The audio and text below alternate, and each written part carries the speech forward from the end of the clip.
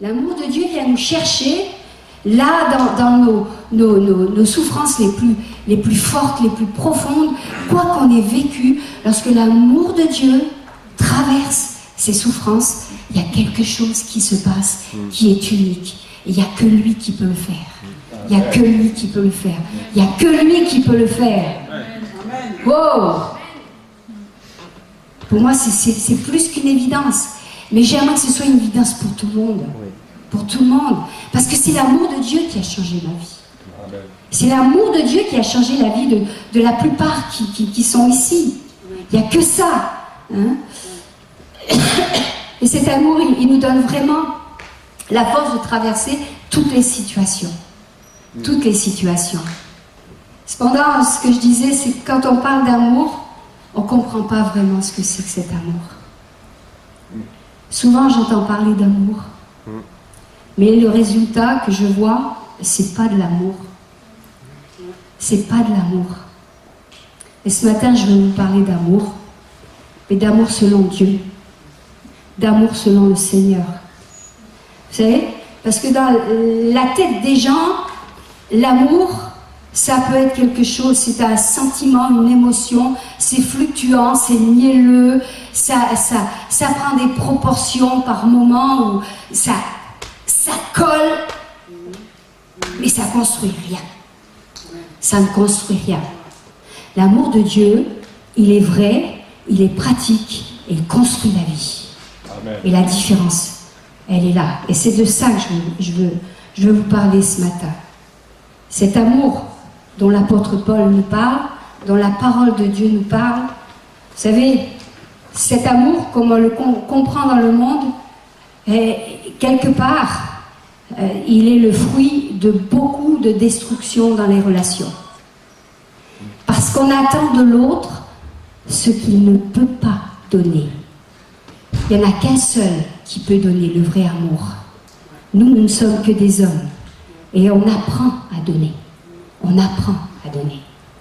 Mais lorsque on voit l'amour, la façon humaine,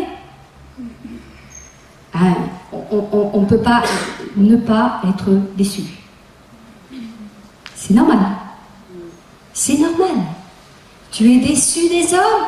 C'est normal. Parce qu'on essaye d'aimer à la façon humaine, avec ce qu'on comprend de l'amour. Il n'y a pas d'amour. Souvent on entend ça, il n'y a pas d'amour. Mais la plupart du temps, quand j'entends il n'y a pas d'amour, que j'examine la situation, je réalise une chose. C'est que parce qu'on place l'amour non pas dans la compréhension de ce que Dieu veut comme amour, mais dans la compréhension humaine. Haha. Le fait est, c'est que l'Église n'est pas épargnée. Hein? Elle n'est pas épargnée de ces désastres non plus, parce qu'elle a besoin de comprendre la profondeur et la réalité de l'amour de Dieu. L'apôtre Paul, il nous parle de l'amour comme étant un des fondements de la vie chrétienne.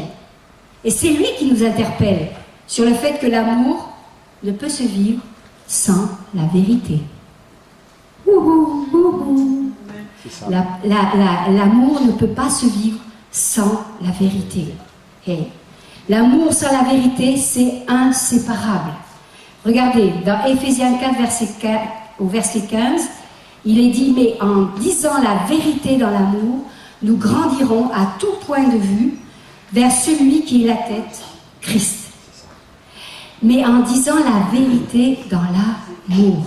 Des fois, on ne peut rien dire et on ne dit rien, parce qu'on sait que si on va dire quelque chose, ça ne passera pas. Oui. Pourtant, c'est ce que Dieu veut dire, mais ça ne passera pas. Ouais. Donc on reste en recul, on prie, et on attend que Dieu agisse. Mais des fois, pourquoi? Parce que les vérités ne sont pas toujours acceptées. Hein? Et lorsqu'il est question d'être dans cette possibilité de grandir, hein, il est dit, nous grandirons à tout point de vue vers celui qui est la tête, Christ. Pourquoi? Parce qu'on accepte que l'amour soit lié aussi à la vérité, que la vérité soit liée à l'amour. Si on l'accepte, alors on peut grandir à tout point de vue. Ça veut dire quoi? Ça veut dire qu'on accepte d'être repris sans opposer constamment nos raisonnements humains et nos attentes humaines. Ça, c'est une chose. Hein. C'est accepter d'être pris par un responsable. C'est accepter que ce soit ici ou au travail ou n'importe où. Quand on est toujours sur la défensive, il y a un problème. Ça veut dire que quelque part, la parole de Dieu ne peut pas passer. C'est ça. La défensive, elle est un mur à ce que la parole de Dieu, la parole de vérité, passe pour transformer nos vies. On ne peut pas rester sur la défensive. Quand on entend quelque chose, même si ça vient nous percuter, nous faire un peu de mal, et c'est normal, parce que des fois, on entend des choses qui sont contraires à ce qu'on a envie d'entendre. Donc ça vient nous saisir, là. Mais au lieu de dire « non, je rejette », non, je prends la parole, et après, devant Dieu, je vois ce qu'elle veut me dire. Et je sais que là, elle me construit. Je sais que là, elle me construit. Et des fois même, on peut aller demander pardon à la personne qui nous a dit quelque chose qui a permis qu'on soit repris. Il est impossible de grandir à tout point de vue si on refuse d'être pris. Tous les compromis qu'on accepte dans nos vies finissent tôt ou tard par nous récupérer, par nous rattraper. C'est pour ça qu'il est important de laisser la parole de Dieu nous saisir. Quelqu'un a dit, la vérité sans amour rend dur. La foi sans amour rend fanatique. Et l'amour sans vérité rend laxiste. Hello? La vérité sans amour rend dur. La foi sans amour rend fanatique. Et l'amour sans vérité rend laxiste. Ça veut dire quoi? Ça veut dire que la vérité sans amour, ça fabrique des intégristes. Hello? Regardez ce que font les fous de Dieu. Ça fabrique soit des intégristes, soit des personnes qui ne veulent plus entendre parler de Dieu. Ça, c'est une réalité. Alors, on peut se poser la question, c'est quoi la vérité? C'est quoi la vérité? Aujourd'hui, parce que je m'intéresse un petit peu à ce qui se dit, la vérité, et l'un des piliers de la vérité s'appelle tolérance. Tolérance, liberté de choix, indépendance, acceptation de tout et n'importe quoi. Et c'est comme ça qu'aujourd'hui, il y a de tout et n'importe quoi. Et qu'on voit de tant de gens, jamais il y a eu autant de personnes qui prennent des anxiolytiques. Ouais. Parce que les gens sont déstabilisés. Parce que les personnes sont quelque part déstabilisées et elles n'arrivent plus à avoir de but. Parce qu'elles perdent leur but en route. Et elles n'arrivent plus à voir où aller, par où aller, comment y aller. Il n'y a plus de vérité qui viennent transcender leur vie. Et ça, c'est grave, mes amis. C'est grave. C'est là où l'Église a un rôle important à jouer. Parce que la vérité, on va le voir, c'est quand même Jésus, la parole. Amen. Amen.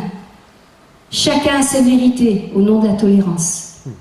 Au nom de la tolérance, on voit où va le monde. Et on voit tout ce que ça fabrique au nom de la tolérance. Et le message qui est reçu aujourd'hui, c'est qu'il faut rechercher la vérité au fond de soi et vivre en harmonie avec soi-même. Ça fait rien si ça casse tout autour de toi, mais du moment que toi, tu es bien, tout va bien. Tout va bien. Non, la vérité, c'est pas ça. Le danger dans ce style de choix, c'est que ça devient une attitude, ça devient un dogme, ça devient une conception. Et cette conception, ce dogme, cette vérité devient ma vérité si elle entre dans ma conception, dans ma façon de voir. Oui, mais est-ce que c'est la façon de voir du Seigneur? Là aussi, il faut se poser la bonne question. Moi, je pense ça, mais est-ce que Dieu pense ça?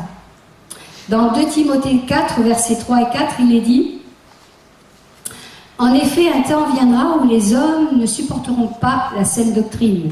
Au contraire, ayant la démangeaison d'entendre des choses agréables, ils se donneront une foule d'enseignants conformes à leurs propres désirs, ils détourneront l'oreille de la vérité, ils se tourneront vers des fables. » Je vais vous dire une chose. Pas plus tard que ce matin, on a entendu, écouter une prédication de quelqu'un qu'on aimait énormément, mais qui a en quelque sorte viré sa cutie. C'est quelqu'un qui, à un moment donné, n'a pas voulu être repris. Plusieurs pasteurs ont aussi été interpellés sur la voie qu'il prenait. sur les enseignements qu'il commençait à donner. Plusieurs personnes ont essayé de l'interpeller, il n'a pas entendu. Et il a continué sa route. Mais écoutez, quand j'ai entendu ce matin ce qu'il disait, j'avais des frissons. Parce que l'appel sur sa vie, Dieu ne reprend jamais un appel. Jamais. Mais l'appel de sa vie a dévié. Il a dévié, c'est fort dommage pour le corps. Mais ça veut dire quoi? Ça veut dire que tous les uns les autres, si on n'est pas suivi, si on n'accepte pas d'être pris dans ce qu'on vit, on déviera un jour ou l'autre. Ouais. D'où viennent les sectes? D'où viennent les fables dont nous parle la parole de Dieu? Hein? C'est toujours très délicat. Mais n'oublions pas que seule la parole de Dieu est vérité. Hein?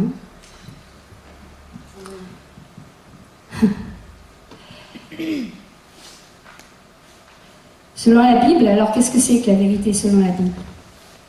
Elle est une. Dans Éphésiens 4, versets 5 et 6, il est dit, à partir du verset 4 d'ailleurs, il y a un seul corps et un seul esprit, de même que vous avez été appelés à une seule espérance. Par votre vocation, il y a un seul Seigneur, une seule foi, un seul baptême, un seul Dieu et Père de tous. Seul. Dans ce verset-là, dans ces 3 versets, il y a le mot seul qui est utilisé 7 fois. 7 fois.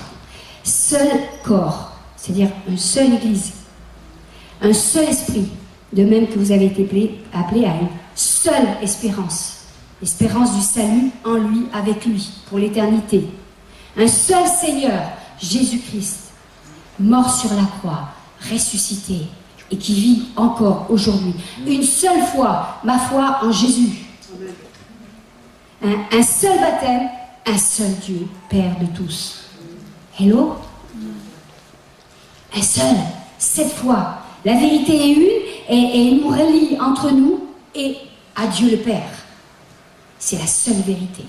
C'est la seule vérité. Mes amis, la vérité est non dans une théorie, mais avant tout dans une personne. Amen.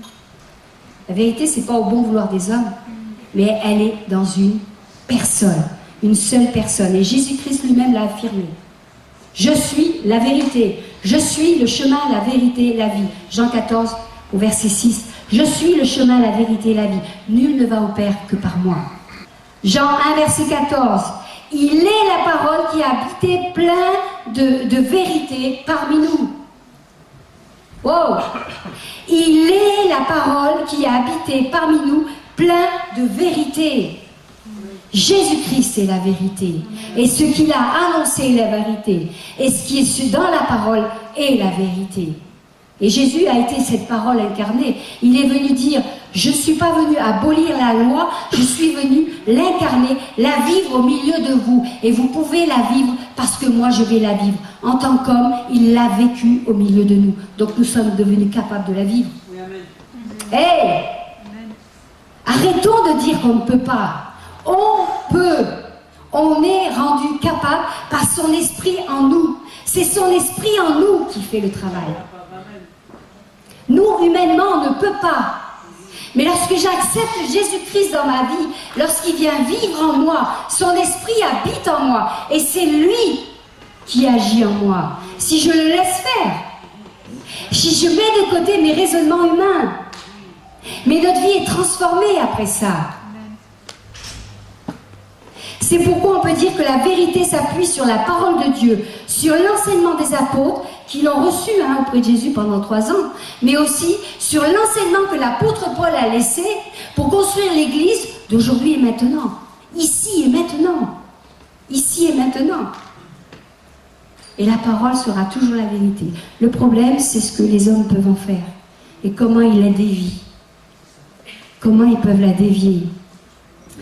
On était dans une ville et on était invités, puis après pendant le repas avec le pasteur, on parlait. Et ce pasteur nous expliquait que l'Église était justement la victime de quelqu'un qui a été ressorti comme une hérésie qui a été véhiculée pendant les premiers temps de l'Église il est allé réétudier ça et la remettre en avant. Et il était en train de pervertir une partie de l'Église comme ça, de l'embarquer dans cette hérésie-là. Et il y avait un groupe d'une 50aine de personnes qu'il était en train d'embarquer dans cette forme d'hérésie. Pourquoi? Parce que quelque part, au lieu de s'attacher à la vérité et d'accepter d'avoir été repris, quand le pasteur lui a dit « Mais attends, là, non, ça c'est pas bon », ça c'est reconnu comme étant une hérésie, il n'a pas voulu l'entendre. Et en ce moment, il est en train de créer sa petite secte. Hein? Et il sort de la vérité. Il sort de ce que l'apôtre Paul a enseigné. Il sort de ce que Jésus a enseigné. Et c'est grave, mes amis, c'est grave. Dans Jean 8, versets 31-32, Jésus dira aux Juifs qui avaient cru en lui, « Si vous demeurez dans ma parole, si vous demeurez dans ma parole, vous êtes vraiment mes disciples. » Et là, il souligne « disciple ». Un disciple, c'est celui qui suit son maître. Et nous sommes appelés à être des disciples qui suivent le maître, pas des croyants. Vous savez pourquoi? Parce que les simples croyants restent bâtis sur des principes humains. Oui. Alors que les disciples, eux, ils vont suivre la voie du maître. Excellent. Ils vont suivre ce que la parole de Dieu dit. C'est toute la différence. Ouais. Et Christ est venu nous interpeller sur le fait d'engendrer des disciples, non pas des croyants, mais des disciples. Ouais. Parce que les croyants, eux, ils restent bâtis sur les principes humains. Si vous demeurez dans ma parole, alors vous êtes vraiment mes disciples. Vous connaîtrez la vérité et la vérité vous rendra libre. Libre de vivre selon les valeurs du royaume de Dieu. Les amis, être disciple, c'est le connaître, c'est connaître sa parole, conscient qu'il est en nous, conscient qu'il vit en nous, qu'il agit en nous. C'est ce qui nous permet de vivre une autre dimension plutôt que de rester dans nos principes humains et nos compréhensions humaines. Vous savez, il n'y a qu'à voir dans quelle vie on est pour comprendre où on en est. Juste, chacun, on peut examiner notre propre vie et on réalise là où on en est. Là où on a lâché, là où on a besoin de lâcher, etc. etc. Mais au verset 32, il dit « Vous connaîtrez la vérité et la vérité vous rendra libre. » Vous savez ce que c'est d'être libre? Être libre, c'est se réveiller le matin, ouvrir les yeux et quoi qu'il se passe, il est là. Amen. Quoi qu'il se passe, on sait, mon Rédempteur est vivant. Quoi qu'il se passe, je marche sans être dans les angoisses. Quoi qu'il se passe, j'ouvre les yeux et je dis merci Seigneur pour cette journée encore, pour ce que tu me donnes aujourd'hui. Merci Seigneur parce qu'aujourd'hui, dans mes épreuves, toi, tu as la solution. Et tu es en moi. Et parce que tu es en moi, je suis libre. Yes. Oui. Libre d'être obligé de prendre des antidépresseurs pour pouvoir m'en sortir. Oh! Mais quelle liberté, mes amis! Mais quelle liberté! Jésus, là, il nous affirme que seule sa vérité a franchi. Il peut y avoir d'autres vérités. Hein. Il y a plein de systèmes de pensée philosophiques, psychologiques, tout ce que tu veux. Il y en a plein.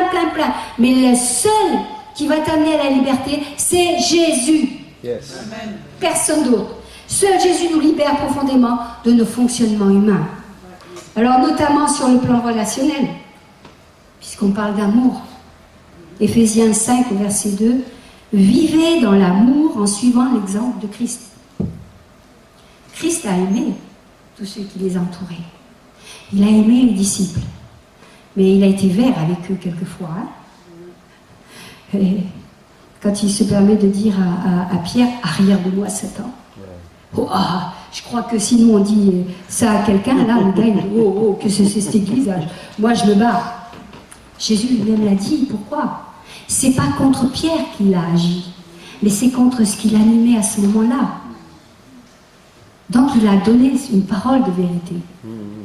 Pourtant il a aimé. Il a démontré l'amour en allant vers les perdus. Il a démontré l'amour en allant vers les personnes qui étaient malades et il les a guéris. Vous savez, nous on a pris l'habitude, de quartier, ça fait des années, parce que des fois ça peut être long, mais on les aime, on les sert quand il y a besoin. Et aujourd'hui on commence à voir les fruits. Ouais. Aujourd'hui on commence à voir les fruits, parce que l'amour finit toujours par payer, toujours. Ouais. L'amour selon Dieu, l'amour selon Dieu. Vivez dans l'amour en suivant l'exemple de Christ qui nous a aimés et qui s'est donné lui-même pour nous comme une offrande, un sacrifice dont l'odeur est agréable à Dieu. Je vais vous dire une chose, mes amis. Quoi qu'on fasse, il n'y a pas d'amour sans don. Si tu restes dans ta petite maison, dans ton confort, juste une chose, tu vas tourner en rond dans le bocal de ta vie, mais il n'y a pas d'amour sans don. Et le véritable amour, c'est celui qui donne. Il donne du temps, il donne de l'argent, il donne des vraies paroles de vie. L'amour, il ne va pas sans le don. C'est impossible. Impossible. L'amour de Christ est manifesté en se donnant sur la croix. C'est le plus bel exemple. Il a donné. Il a donné. Il a donné sa vie pour chacun de nous. Cet amour ne vient pas de nos sentiments, mais il découle d'une décision. Donner, il faut le décider. Ça ne vient pas tout seul. Si tu attends que ça te tombe tout seul sur la couenne, tu peux attendre longtemps. Très longtemps. Parce que donner, c'est une décision. Je décide d'aimer, je décide de donner. Christ a décidé d'aller jusqu'au bout. Et il avait le choix, on l'a déjà vu ici il y a quelque temps, il avait le choix, lorsqu'il était dans le jardin d'Éden, de dire, quand il disait à son père, « Père, pas ce que tu veux, pas ce que je veux, mais ce que toi tu veux. » Il connaissait la coupe qu'il allait boire. Il connaissait la souffrance par laquelle il allait passer. Mais il savait qu'il allait en résulter le salut pour l'humanité. Et là, dans le jardin d'Éden, c'est là qu'il a gagné la guerre, jusqu'au bout. Quand il s'est relevé en disant « J'y vais », la guerre était gagnée. Il avait gagné contre le diable. Il avait gagné déjà. Et ensuite, il avait qu'à aller jusqu'à la croix. Mais la victoire était déjà là, dans la décision qu'il avait prise, une fois pour toutes. Amen. Amen. Et c'est une volonté d'aimer. Et cet amour, il a pour but non pas notre intérêt. Parce que Christ, lui, il pouvait remonter au ciel, il avait sa place. Il pouvait retrouver sa place sans aucun problème. Il était Dieu. Il est Dieu. Mais il a regardé aux intérêts des autres. Il n'a pas regardé à ses intérêts propres. Cet amour a pour but non notre intérêt personnel, mais le désir d'édifier, de construire l'autre. C'est toujours l'autre qui nous intéresse. C'est toujours l'autre qui nous intéresse. Et ça nous ramène à l'amour. Le véritable amour, c'est celui qui donne, c'est pas celui qui prend. Quand tu viens recevoir à l'église, ce que tu reçois, tu en fais quoi? De dos à la maison? Ou tu regardes autour de toi tous ceux qui souffrent et qui ont besoin de rencontrer l'amour de Dieu? C'est ça l'amour qui donne. Et des fois je pleure. Je pleure quand je vois l'état. Il y a des choses à la télévision, je ne peux plus les voir. La souffrance des gens vient me saisir à l'intérieur. Je me dis, ce monde a besoin de Jésus. Là où tu es, Jésus a besoin de rencontrer les cœurs. Mais il veut t'utiliser toi, personne d'autre.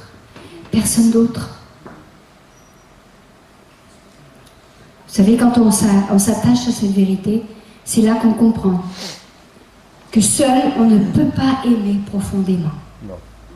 Et nous avons besoin d'être transformés intérieurement. Et ça va être un cri personnel qui vient de l'intérieur. Seigneur, viens me transformer. Viens me changer. Viens. Personne ne peut le faire. Personne. Personne. Et c'est ça, aimé.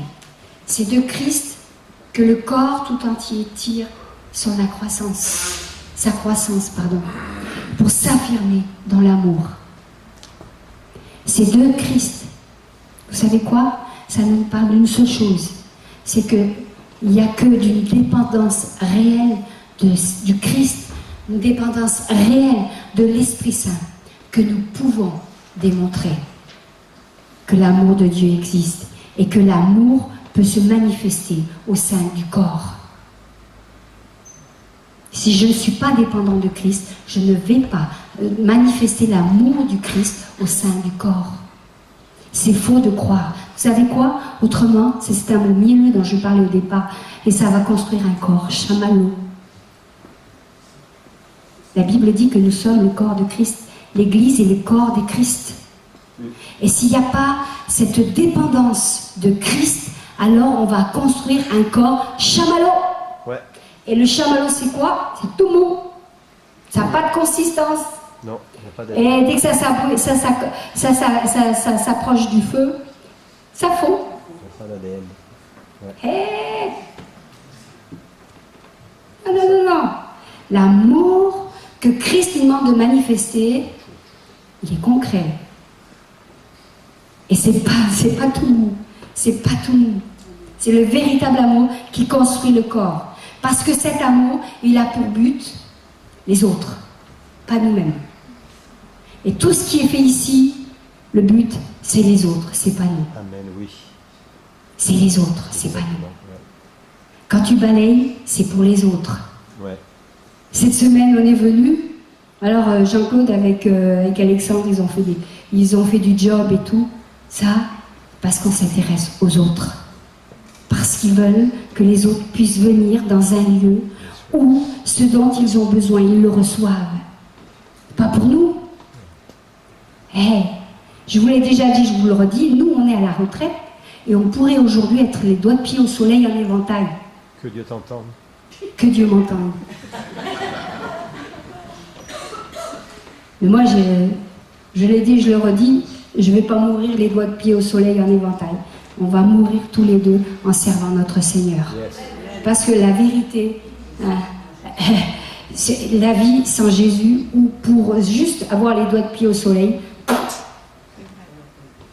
rien à faire. Je l'ai vécu, j'en veux plus. J'en veux plus. Ça n'apporte rien. Alors, rien du tout. Donc c'est le besoin de l'autre qui m'intéresse. C'est le besoin de l'équipe. Quand je sers, c'est le besoin de l'équipe qui m'intéresse. C'est pas mon besoin personnel. C'est pas moi qui dois être vu, c'est Jésus. Oui. Et quand je sers dans une équipe, c'est pour que Jésus soit vu. Et je veux faire tout mon possible pour que Jésus soit vu par l'équipe où je travaille. Mais je peux faire que ma part. Et dans ma part que je fais, je veux être un appui pour l'autre. C'est encore l'autre qui m'intéresse. Et parce que l'autre m'intéresse, alors on construit quelque chose de solide. Amen. Amen. Nous sommes appelés à aimer comme Christ a aimé, c'est-à-dire dans l'humilité, et en cherchant constamment l'intérêt de l'autre. Ça, c'est un fondement stable. Ça amène de la stabilité dans tout ce qu'on fait. C'est ce qui fait grandir le royaume de Dieu en nous et autour de nous. L'amour, dans la vérité, c'est respecter. C'est respecter. On peut parler du respect dans la famille, envers ses parents. Il y a beaucoup de choses à dire. Du respect dans le couple, envers l'autre. Vous savez, il y a une chose que j'ai appris, c'est que dans le couple, l'autre, c'est une partie de moi-même. La Bible dit, c'est mon nez de sel, et une partie de moi-même. Et dans le couple, je veille à ne pas faire du mal à l'autre. Dans ce que je dis, dans ce que je fais, je veux que mes choix le rendent heureux. C'est ça qui construit un couple solide. Respecter, c'est ne pas reprendre l'autre devant tout le monde. Oui. Respecter, c'est considérer qu'il porte le Seigneur. Oui. Vous savez, une fois, je parlais du rôle de la femme, et je disais, mais vous savez, moi, j'ai pas honte de cirer les pompes de mon mari. Quand elles sont là, que je vois qu'elles sont pas rangées, des fois, ils ne rangent pas. Hein. C'est pas vrai. Non, j'ai pas honte de lui cirer les pompes. Vous savez pourquoi? Parce que la Bible dit, ils sont beaux les pieds de ceux qui annoncent l'évangile. Amen. Et tous les pieds sont beaux. Et je vais vous en parler bientôt. Mais il n'y a pas Des que ça. pieds. Non, il n'y a pas que ça. Parce que vous savez quoi? Je le sers et il me sert. Et on se sert mutuellement. Et moi, je veille à ne pas lui dire des mots qui le blessent. Et il veille à ne pas dire des mots qui me blessent. Ouais. C'est ça qui construit un couple solide. Amen. Attends, et puis. Il y a aussi, si elle me dit, donne-moi un café, je cours lui faire un café. Alors, c'est important, c'est équilibre avec le coup dégueulasse. Mais une chose est sûre, c'est que dans le couple, se respecter, c'est aimer et donner. Amen. C'est veiller à ce que l'autre, on ne lui fasse pas mal. Oui. C'est pareil avec les enfants, ne pas se faire mal. Et des fois, il y a des vieilles habitudes qui ressortent. Et quand j'entends les personnes s'aboyer dessus, ça me fait mal. Et je crois que c'est ça qui fait que petit à petit, on apprend à aimer comme Dieu veut qu'on aime. Oh, on n'est pas parfait. Hein. Oh, il y a encore du job, il y a encore du boulot. Mais c'est en marche. On est en voie. Hein? Donc ça, c'est le respect dans la famille. Le respect au travail, envers son patron, ses responsables. Vous savez, ses collègues aussi. Quand on parle des patrons, des responsables, la Bible dit qu'il n'y a aucune autorité qui n'a été placée sans que lui ne l'ait décidé. Donc le fait de respecter au travail, respecter dans l'église, le respect envers les frères et sœurs. Je ne crois pas qu'il y ait beaucoup de frères et sœurs qui peuvent dire que j'étais méchant envers eux. Vous savez pourquoi? Parce que je vois en eux le Christ. Amen. Je vois en eux l'Esprit de Dieu. Ouais. Et pour moi, le plus important, c'est l'Esprit de Dieu qui vit en la personne. Amen. Et je respecte la personne à cause de qui elle porte. Amen. Chacune à cause de qui elle porte. Le respect envers les responsables de secteur, c'est-à-dire de respecter les rôles de chacun. Et ça, c'est compliqué, hein? Dans un pays révolutionnaire, c'est difficile de faire comprendre qu'on ne veut pas de hiérarchie. Mais s'il y a des responsables, c'est pour les respecter et respecter les rôles qu'ils auront reçus. Amen. Et puis aussi les ministères. Je parle du respect dans l'Église. On connaît les églises, en tout cas, qui n'évoluent pas, qui ne grandissent pas, qui ne vivent plus rien. Parce que justement, les ministères ne sont pas respectés. Et Dieu, l'Esprit de Dieu, ne peut pas agir dans des lieux où il n'y a pas le respect. Parce que respecter, c'est aimer. C'est aimer. Et je vous ai parlé des pieds, c'est là où je veux en venir. Et c'est là-dessus que je finirai. Sur Jean 13, à partir du verset